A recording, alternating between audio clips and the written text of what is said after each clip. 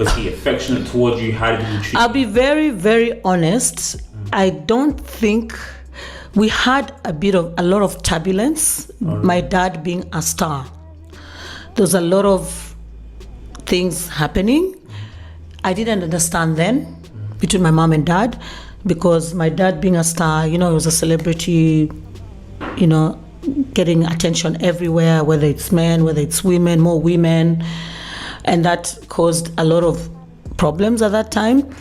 But then as I grew older, seeing my mom and my mom talking to me, that's when I started understanding what was going on. I didn't have a very, very intimate relationship with my father, but I had a very close relationship with my mom, because there are things she could say and I could understand what she's talking about. I understand, later, I understood them later, but there are things I could see her do, her actions, like they say, actions speak louder than words. I could see her actions, and that's when I realized, and that's what has given me the strength of what I am today. So at what age did you start start seeing things like that? Maybe, or what were some things your mom would say to you, but you never understood at the time? I'll say pretty much, the 9 and 10-year-old today is not like the 9-year, 10-year-old when I was growing up. 9, 10-year-old when I was growing up was mature. But the ones now, they're still a bit young. Some are mature, not everyone. And I understood there's a lot of things my mom could say. Like I said before, I didn't understand then. But then I started growing older and started becoming a teenager. That's when it started reflecting and understand what my mom was talking about. So I didn't have a close relationship with my dad. However, he was very close. I had a very close relationship with my sister Annabelle. Me and Anna, yes, him and Annabelle. He had a very close relationship with Jose, my younger brother. Yeah, very close. And for him, that's his youngest son. Yeah, that was his youngest son. Yeah, as a dad, you have that connection. Yes, and that is how even my brother, he was playing for youth team, Joseph, and went with my dad to Korea, because the youth team had to go to Korea. And my dad went with Joseph for football. With the boys, was he very strict on, let's go train, let's go work on our game? Did he spend much time with them training them? He was. I can't remember 100%, but all I know that he was very, he was strict. He was very full on with the fitness.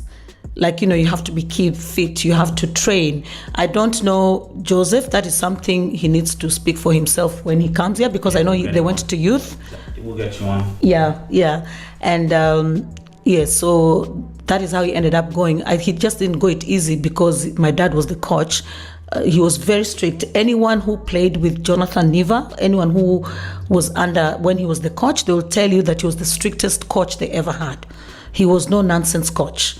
So that is how he was at home. So coach on the field and coach in the house, disciplining us. Yes. Did him and grandma watch football together? Yes, we went to the stadiums a lot.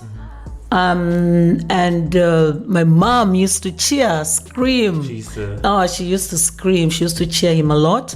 And then I think we used to sit at the VIP, but we didn't realize that was VIP. Yeah, but we used to go and watch him at the Nairobi City Stadium.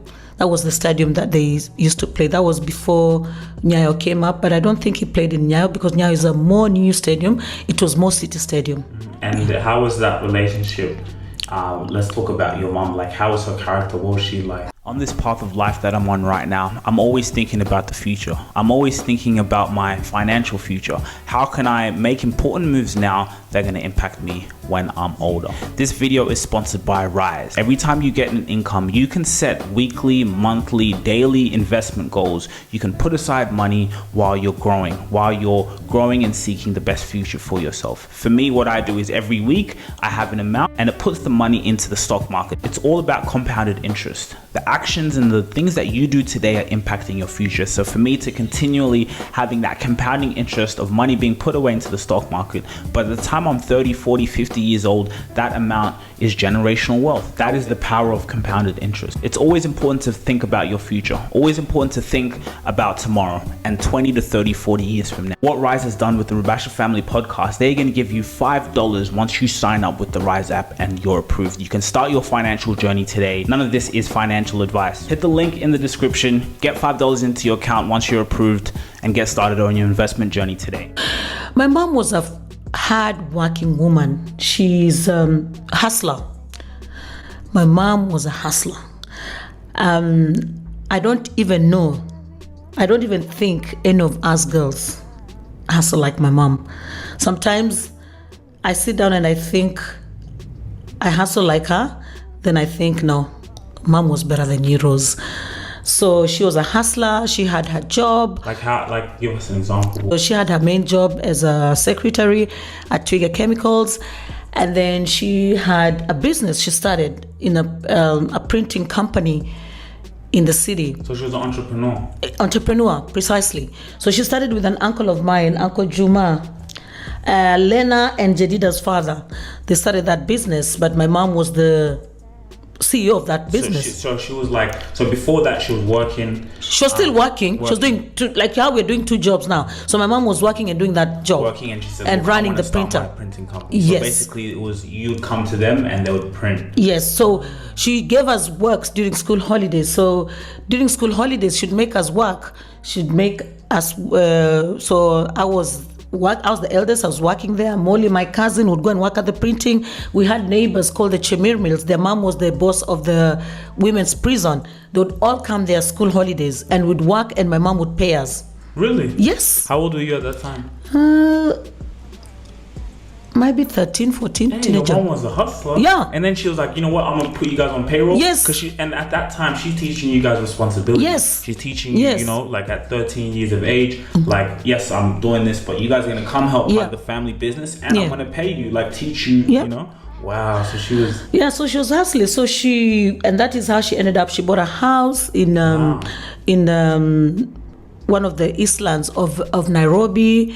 And then she ended up buying a farm, about 10-acre farm in the Western Province. Really? Yes. At what age?